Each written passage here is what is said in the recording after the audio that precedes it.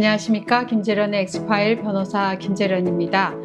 오늘은 이 완벽한 피해자 책에 있는 사건 중에서 제가 담당했던 이야기를 하나 할까 합니다. 이 사건은 제가 기억만 떠올려도 너무 마음이 아픈 사건인데요. 전도 유망한 대학원생이 지도교수로부터 성폭력을 당한 사건이었습니다.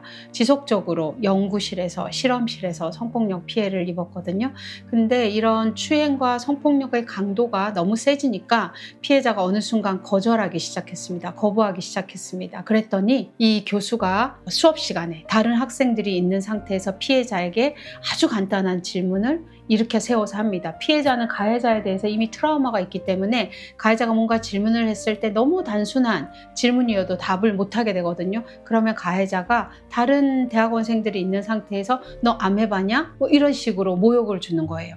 그래서 피해자가 그 분노감이 너무 커져서 본인 일상을 유지하기가 어려울 지경에 이르니까 형사 고소를 했는데, 이 사건은 가해자가 그런 사실 자체가 없었다라고 부인을 합니다. 그리고 연구 실적이 부진하고 공부를 제대로 안 하고 그래서 본인이 야단을 쳤더니 피해자가 앙심을 품고 있지도 않은 추행, 성폭력의 주장을 해서 자신을 무고한다 라고 주장하면서 마치 자기가 억울한 피해자가 된 것처럼 여론몰이를 했었거든요. 이 사건을 진행할 당시에 본인이 피해를 입었던 장소로 이야기했던 연구실이라든지 실험실, 그 다음에 학교 주변에 있는 노래방, 이런 장소들을 특정을 해서 피해 주장을 했는데, 결국은 경찰에서 무혐의 의견으로 검찰에 사건이 올라갔고 검사도 무혐의 처분을 했습니다. 무혐의 처분을 하니까 어머니가 고등검찰청에 항고를 한 상태에서 저에게 너무 억울해서 찾아오셨었거든요. 그리고 저희가 의견서를 내고 해서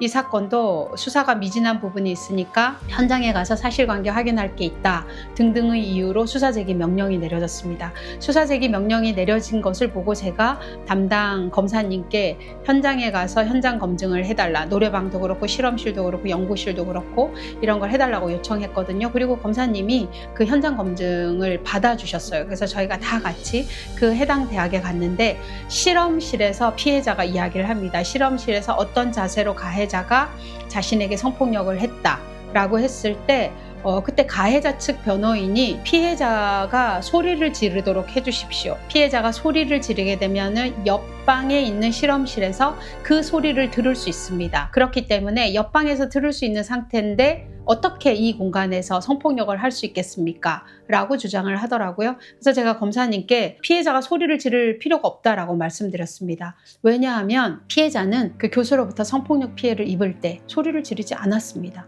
그걸 이미 피해자가 고소할 당시부터 이야기를 했어요. 왜 소리를 지르며 옆방 랩실에서 동료들이 와서 상황을 보고 제지해 줄 수 있는데 왜 피해자는 소리를 지르지 않았을까? 피해자가 이야기합니다. 소리를 질러서 동료들이 보게 되면 제가 성폭력 피해자라는 게 학교에 다 소문이 나잖아요. 그러면 저는 피해자가 특수한 그 전공 과목을 하고 있었는데 지도교수이거든요. 논문 지도교수거든요. 그러면 본인이 박사과정인데 이 지도교수로부터 논문을 받을 수가 없게 됐고 자기 장래가 엉망이 돼버리잖아요. 그러니까 피해자가 내가 소리를 질러서 이거를 알게 될까 봐 오히려 나는 소리를 지를 수가 없었다라고 이야기를 합니다. 소리를 지르지 않은 사건인데 소리를 질렀을 때 옆방에서 들을 수 있는지 확인하는 건 의미가 없죠. 그리고 제가 누누이 말씀드리지만 성폭력이 발생할 당시에 피해자가 소리를 지르거나 하는 것은 저항을 하는 건데, 저항을 하는 것은 피해자의 권리이지 의무는 아닙니다. 피해자가 적극적으로 저항하지 않았다라고 해서 성폭력 사실이 부정될 수는 없거든요. 이렇게 해서 실험실에서 어떤 자세로 성폭력이 있었는지에 대해서 범행 재연을 해본 다음에 가해자 교수의 연구실로 갔거든요. 피해자가 가해자 교수의 연구실에서 어떤 방식으로 성폭력 피해를 입었는지 그 전부터 이야기를 한 게 있었는데 깜짝 놀랐습니다. 연구실에 갔는데 위치가 다 바뀌어 있는 거예요. 피해자는 이 지도 교수이기 때문에 연구실을 자주 갔었습니다. 그래서 요 현장 검증을 하는 당일에 교수실의 위치가 그 가구나 이런 거의 위치가 바뀌어 있는지를 바로 확인할 수 있었거든요. 그래서 저희가 위치가 바뀌어 있다라고 이야기를 했어요. 그랬더니 가해자가 자기 방을 청소하는 아주머니가 있다면서 그 아주머니를 바로 부르시더라고요. 그러고 검사님이 있는 상태에서 그 아주머니한테 제 방의 위치가 바뀌었습니까? 안 바뀌었습니까? 라고 물어봤어요. 그러니까 그 아주머니가 대답을 굉장히 애매하게 하더라고요. 근데 여러분 생각해 보세요. 그 아주머니가 사실대로 이야기할 수 있을까요? 그 아주머니는 거기서 계속 일해야 하는데, 그리고 가해자는 그 대학에서 오랫동안 근무를 한 교수인데, 그리고 직급도 맡고 있는 교수인데, 아주머니가 사실대로 얘기하면은 거기서 일하기가 어려워지잖아요. 그래서 애매하게 답변을 하셨어요. 근데 저희는 명확하게 위치가 어떻게 바뀌었다라고 이야기를 했고, 바꾸기 전의 위치에서는 이런 위치에서 이런 성폭력을 하는 것이 가능한지 여부에 대해서 판단을 해달라라고 이야기를 했습니다.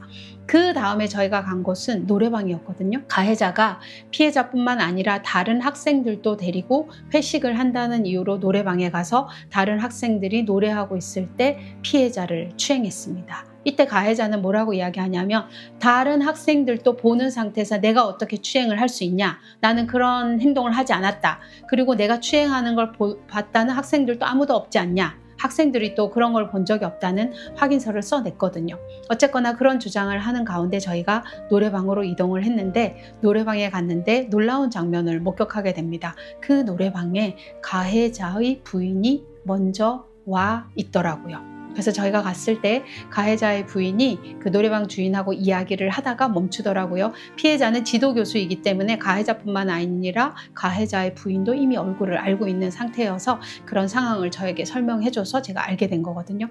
어쨌거나 그 피해자가 이야기했던 노래방 개별 룸 안으로 들어갔는데 피해자가 당황해하는 거예요. 왜냐하면 자기가 추행을 당했다고 얘기했던 그 소파의 위치가 아닌 거예요. 근데 교수 연구실은 위치가 바뀌었다는 것을 피해자가 단호하게 이야기를 했었거든요. 근데 노래방은 자주 간 곳이 아니다 보니까 피해자가 헷갈려하고 당황해했어요. 그래서 제가 그때 검사님께 불을 좀 켜고 환하게 켜고 이 노래방 상황을 봐주시면 좋겠다라고 요청을 드렸고, 불을 켜고 봤더니만 우리가 노래방에 이제 소파가 있는 자리는 그 아래 타일이나 이런 게 반짝반짝하고 기스도 흠도 나 있지 않거든요. 그런데 그 외에 물건이 놓여 있지 않은 장소는 사람들이 계속 신발로 왔다 갔다 하기 때문에 타일도 거칠거칠해져 있고 투명도도 떨어져 있고 하거든요.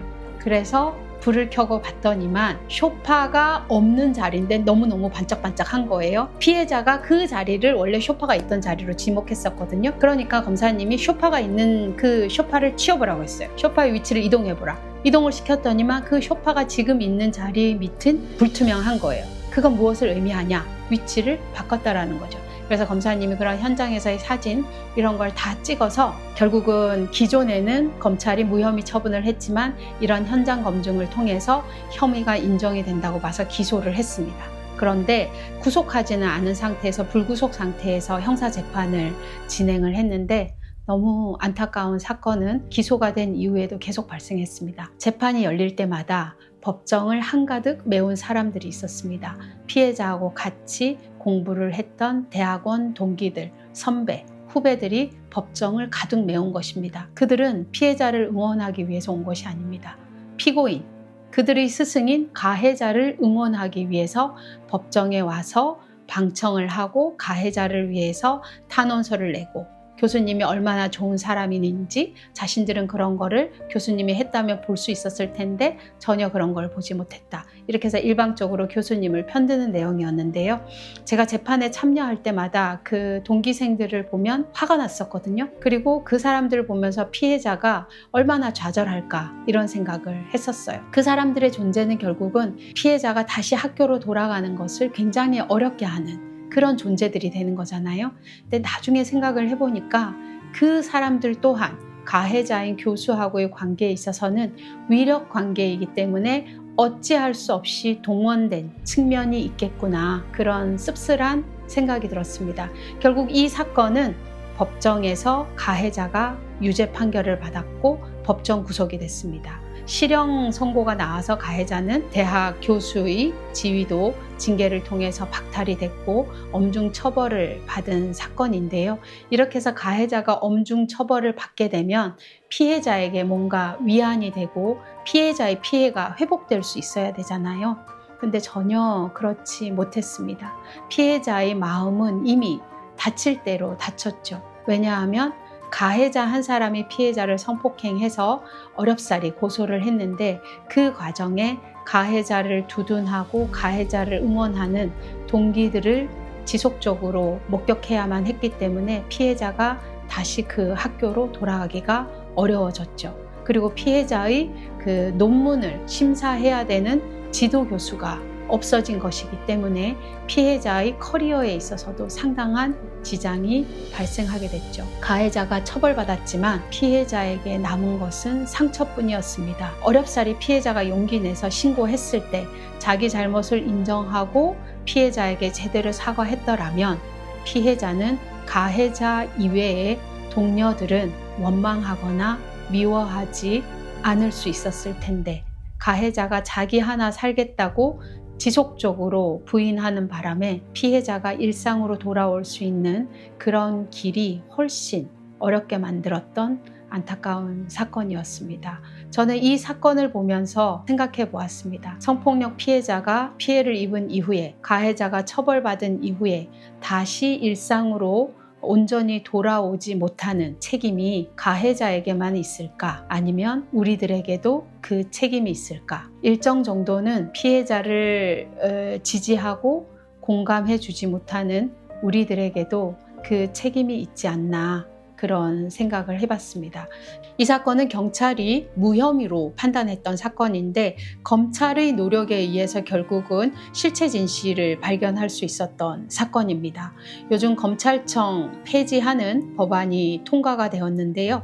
검찰청 폐지는 우리 일반 시민이라든지 피해자들에게는 도움이 되지 않는 것 같습니다. 이 사건만 보더라도 경찰 단계에서 한 번 판단받는 것보다는 법률 전문가가 한 번 더 판단해서 피해자의 인권을 보호하고 실체 진실을 발견하기 위한 그런 적극적인 노력을 하는 것이 꼭 필요하다는 것을 확인할 수 있습니다.